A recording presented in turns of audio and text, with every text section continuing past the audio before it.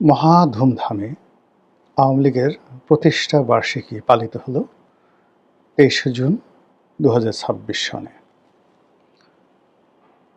আমার রাজনৈতিক বোধ এবং বুদ্ধি হওয়ার পর থেকে এরকম সশস্ত্র, এরকম রাজকীয় এবং এরকম আড়ম্বরপূর্ণ কোনো রাজনৈতিক দলের প্রতিষ্ঠা বার্ষিকী আমার নজরে পড়েনি। বাংলাদেশে একটা কথা আছে, যার বিয়ে তার খবর নেই, পাড়া প্রতিবেশীর ঘুম নেই।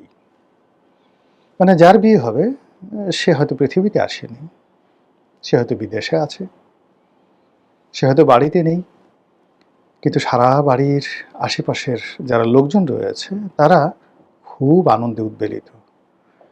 কি বিয়ে, কেমন বিয়ে, পর কেমন, পাত্রী কেমন, পাত্র কেমন, খাওয়াবে কি, টেনশনে পুরো গ্রাম অস্থির। এরকম ঘটনা যখন ঘটে তখন যার বিয়ে তার খবর নেই, পাড়া প্রতিবেশীর ঘুম নেই। আমাদের রাজনীতির অঙ্গনে এই প্রবাদটি এই প্রথম ২০২৬ সনে এটি বাস্তবায়িত হলো। আমরা এটির মঞ্চায়ন দেখলাম এবং এটি খুব সুকৌশলে শেখ হাসিনা এবং তার দল জামাতের উপরে, রাষ্ট্রের উপরে বিএনপির এমনভাবে চাপিয়ে দিল, আর বিএনপি এটাকে জামাতের উপর এমনভাবে চাপিয়ে দিল, যার ফলে বাংলাদেশের ইতিহাসে সবচেয়ে বড় একটি প্রহসনের নাটক হয়ে গেল রাজনীতির অঙ্গনে। আপনারা মাইকেল মধুসূদনের দত্তের যে বিখ্যাত প্রহসন নাটক বুড়ো শালিকের ঘাড়ে রো, একটু গুগলে দেখে নেবেন খুব সংক্ষেপে যে এটার কাহিনী কি, অথবা প্রহসন কাকে বলে। আমরা সাধারণত প্রহসন বলতে যেটিকে বুঝাই, এটা প্রতারণা নয়, খুব কৌশল করে বিনা পয়সায়, বিনা ওজরে আপনার কাঙ্ক্ষিত একটা জিনিস আপনি করে নিলেন, এটিকে বলা হয় প্রহসন। যেমন ধরুন, কোনো কুলবধূ আপনার খুব পছন্দ, আপনি তাকে পটালেন, বাঁশি বাজালেন, অসময়ে বাঁশি বাজায় কেড়ে পরাণ আমার বাইরম বাইরম করে। বাঁশি বাজালেন, গৃহবধূ বের হয়ে এলো ঘর থেকে স্বামী সংসার ছেড়ে, আপনি পাট খেতে বসে আচ্ছা মতো আপনার কর্ম করে দিলেন। তারপর গৃহবধূকে বললেন, যাও তুমি চলে যাও। গৃহবধূ না পারবে বলতে, না পারবে কোনো কিছু করতে, সে সোজা মাথা নিচু করে চলে যাবে। এইরকম যখন একটা ঘটনা ঘটে, আপনি মধু খেলেন কিন্তু কোনো দায় দায়িত্ব নিলেন না, এটিকে বলা হয় প্রহসন। এবং এই বাংলাদেশে যে প্রহসন কত মানে ঘটে, তা বাংলাদেশের পল্লীগীতি গাইলেই বুঝতে পারবেন বা দেখলেই বুঝতে পারবেন। কয়েকটা গান বলি, যেমন এই যে অসময়ে বাঁশি বাজায় কেড়ে পরাণ আমার বাইরাম বাইরাম করে, অথবা পল্লীকবি জসীমউদ্দিনের সে বিখ্যাত গান, আমায় এত রাতে ক্যানে ডাক দিলি প্রাণ কোকিলারে। এসব সবই প্রহসনমূলক অবস্থা, পরকীয়া এবং প্রহসন। আর আরেকটি গান আছে আব্দুল করিমের, আমি কুলহারা কলঙ্কিনী আমারে সিও নাগো সজনী। এটাও কুলহারা কলঙ্কিনী এরকম কোন একটা প্রহসনের মধ্যে পড়ে গিয়েছিল। ঠিক এবারের এই ঘটনায়, ২৩শে জুনের এই ঘটনায় আওয়ামী লীগ যে চাল চেলেছে, যে প্রহসনের নাটক সাজিয়েছে, সেই প্রহসনের নাটকে বহু মানুষ, সরি ফর মাই ল্যাঙ্গুয়েজ, বহু মানুষ, একটা শব্দ আছে না চয়কারে চো, এটা বাদ দেন, চয়কারের পরে না হয়ে গেছে, ঢ্যাস না, চয়কারে চো ঢ্যাস নয়কারে না, বহু মানুষকে এভাবে বানিয়ে দেওয়া হয়েছে। ২৩শে জুন বাংলাদেশে বিরাট কিছু একটা হয়ে যাবে, ব্যাপকভাবে প্রচার করা হলো, দিল্লি থেকে, কলকাতা থেকে, লন্ডন থেকে। হালকা করে কিছু টাকা খরচ করা হলো, ২-৪টে মিছিল করা হলো, অনলি ২-৪টে মিছিল, বলা হলো ৭০টা জায়গায় মিছিল হয়েছে। তারপর ইন্টারনেটে সেগুলো ছড়িয়ে দেওয়া হলো এবং একটা আতঙ্ক তৈরি করা হলো, এই এদিকে আসবি না, খাইয়ে ফেলামো, মাইরে ফেলামো, এই ধরনের একটা ঘটনা। ফলে কি হলো, যারা ক্ষমতায় আছেন তাদের মধ্যে একটা কম্পন তৈরি হয়ে গেল। তারা সেনাবাহিনী নিয়োগ করলো। ৬টি জেলায় সেনাবাহিনী রীতিমতো টহল দিয়ে সবাইকে বুঝিয়ে দিল আজকে ২৩শে জুন, আজকে আওয়ামী লীগের প্রতিষ্ঠা বার্ষিকী।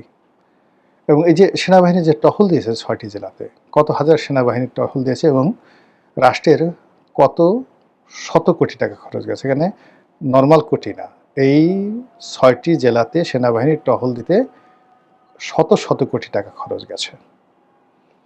তো এই যে চদু বানিয়ে দেওয়া কাউকে, এই কাজটি শেখ হাসিনা অতীতে যেভাবে করেছে এইভাবে সুন্দরভাবে তারা করলো। এবং আগামীতেও যেহেতু সে মজা পেয়ে গেছে, আগামীতে এই কাজগুলো আরও করতে থাকবে। আর একবার, দুইবার, তিনবার, চারবার, পাঁচবার করতে গিয়ে যখনই আপনি একবার ফেল করবেন যে না, এটা বিশ্বাস করা যায় না, বোধহয় কিছুই করবে না, সেই দিনই টুস করে অকামটা করে ফেলবে। এটাই হলো রাজনীতির প্রহসন। এবং ঠিক সেম কাজটি হুমায়ুনের সাথে, সম্রাট হুমায়ুনের সাথে শেরশাহ করেছেন। ধোঁকা দিয়েছেন, বারবার ধোঁকা দিয়েছেন, বারবার প্রহসন করেছেন। একটা সময় যখন হুমায়ুনকে ধরে নিল যে বদমাশ আর আমাকে কিছুই করবে না, সে তখন আনন্দ আয়েস শুরু করলো, খাওয়া দাওয়া শুরু করলো, নাচো গান বাইজি, এর মধ্যে এসে হঠাৎ করে ঝটিকা আক্রমণ। এবং সেই আক্রমণে বিশ্বাস করেন হুমায়ুন তলোয়ার দূরের কথা, গায়ে জামা কাপড় পরারও সময় পায় নাই।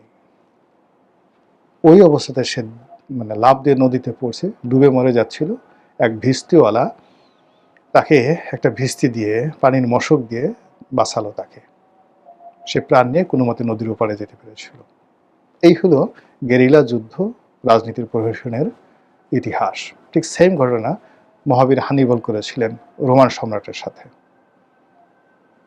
তো এই যে প্রহসনটা ঘটল রাজনীতিতে, সেনাবাহিনী একইভাবে বিএনপির ঘুম হারাম করে দিল তারেক রহমান সাহেব দেশের বাইরে। নর্মালি দেশে থাকলে তিনি কি করতেন পরের ব্যাপার, কিন্তু তার অবর্তমানে যারা দল চালান তাদের মাথা খারাপ হয়ে গেল।